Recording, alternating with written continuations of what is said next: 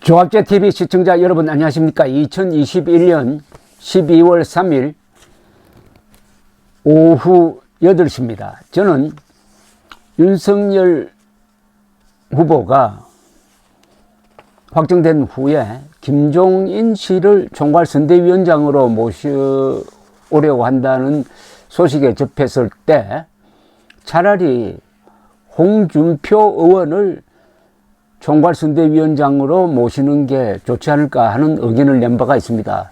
그 이유는 홍준표 의원이 이번 경선에서 아주 잘했고 이 경선을 드라마틱하게 만들어 주었습니다. 그리고 2030 젊은 세대에 표가 있는 사람 이미 밝혀졌습니다. 그렇다면 표가 없는 김종인보다는 훨씬 적합한 총괄선대위원장이다 라는 이유이고, 또 선대위를 꾸릴 때 링컨이 했던 식으로 링컨이 내각을 만들 때 자신의 경선 라이벌들을 모아서 내각을 만들었는데 이게 결국 남북전쟁 때 성공했습니다.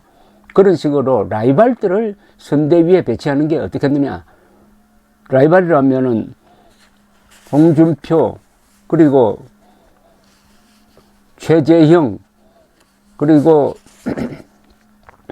원희룡 같은 분들이 전면에 나선 게 어떻겠느냐라고 이야기한 적이 있는데, 요사이 조금 분위기가 흥미롭게 돌아갑니다. 윤석열 대선 후보에 대해서 그동안에 상당히 비판적인 입장을 취하던 홍준표 국민의힘 의원이 윤석열 후보와 손을 잡을 수 있다 하는 뉘앙스의 이야기를 하기 시작을 했는데 몇 가지 전제 조건을 달고 있습니다. 오늘 매일경제신문과 인터뷰를 했는데 이 인터뷰 내용을 읽어보면 선거대책기구를 이준석 대표 중심으로 해야 된다. 그러나 김종인 영입에는 반대한다. 이런 입장입니다. 그래서 그걸 좀 소개를 해드리겠습니다. 이준석 사태가 마무리되면은 윤석열 후보와 공식적으로 회동하기로 했다. 어제 저녁 서울 모처에서 만찬을 함께 했지만은 홍 의원은 이를 비공식적 만남으로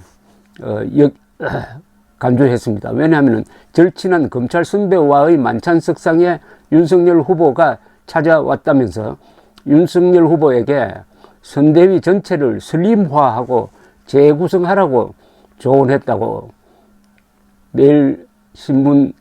매일경제신문과 인터뷰에서 틀어놓았습니다.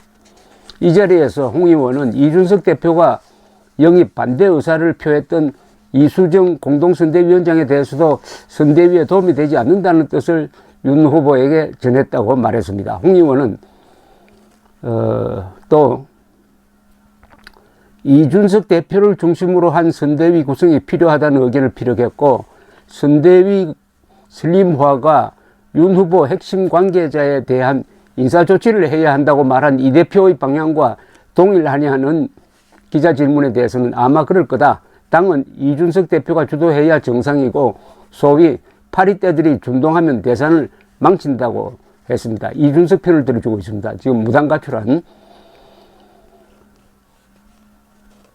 윤 후보의 측근이지만 최근 백의종군을 선언한 장재원 의원에 대해서는 후보 가족 경호만 하면 된다면서 평가절하를 했다는 겁니다. 홍 의원은 또 윤 후보가 선대위를 경량화할 수 있을지 묻는 질문에 파리떼는 경선 과정에서나 필요하다면서 후보 결단에 따라 충분히 개혁 작업이 가능하다고 했습니다. 그는 또 김종인 전 비상대책위원장이 선대위에 극적으로 합류할 경우에는 윤 후보를 돕지 않겠다는 뜻을 밝혔다고 합니다. 김종인 전 위원장은 내가 잡아 넣은 사람이다. 김종인 전 위원장이 들어오면 내 입장이 편해진다. 고 전했다. 김종인 전 위원장이 들어오면 자기는 참여하지 않겠다는 뜻을 전했다는 겁니다.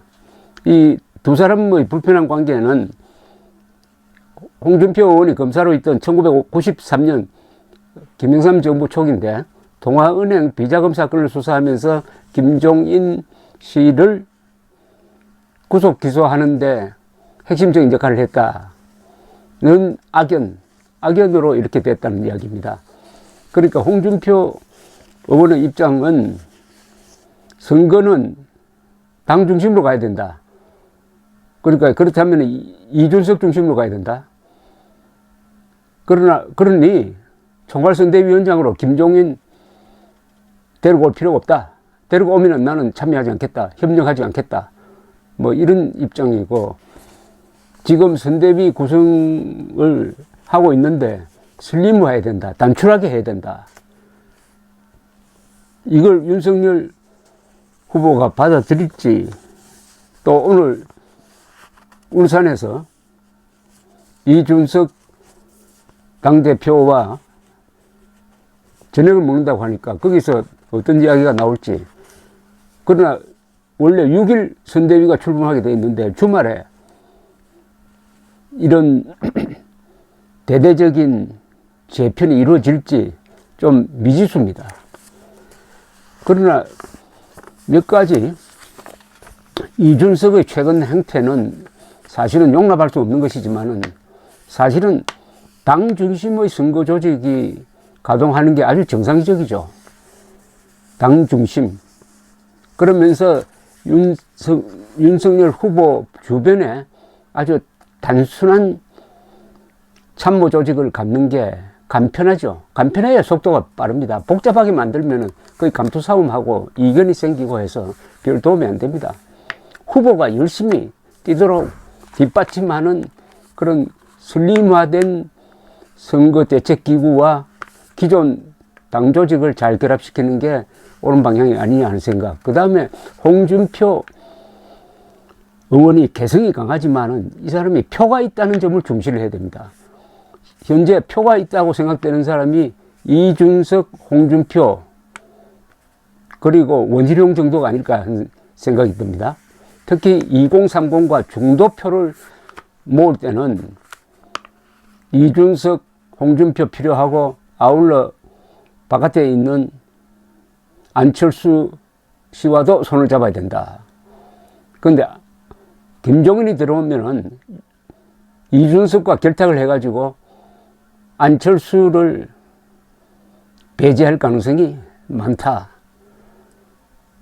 김종인, 안철수 사이에는 우리가 모르는 뭔가가 있는 모양입니다. 2017년 4월 김종인 씨는 대통령 출마를 선언한 적이 있습니다. 그러다가 일주일 뒤에 포기를 했습니다. 그리고 그 2주 뒤에는 안철수 국민의당 대표 지지를 선언하면서 그게 합류를 했습니다. 그런데 왜 안철수와 저렇게 원수처럼 되었는지는 알 수가 없습니다. 그래서 김종인 들어오는 대신에 이준석의 역할을 키워서 사태를 봉합을 하고, 여기에 홍준표 의원이 가세를 한다 하는 그런 그림을 한번 그려볼 만하다는 생각이 듭니다. 그렇더라도 이준석의 이번에 이 항명 사태, 조직 윤리를 무너뜨린 이거는 용납할 수 없죠. 그것은 그것대로 따지더라도 어차피 하나로 표가 있는 사람들끼리 뭉친다면은 표가 있는 윤석열, 이준석, 홍준표, 안철수를 한 덩어리로 만드는 그런 큰 구상을 누군가는 그려야 될 것 같은데, 홍준표 의원이 나름대로 좋은 제안을 했습니다. 참고로 하시기 바랍니다. 감사합니다.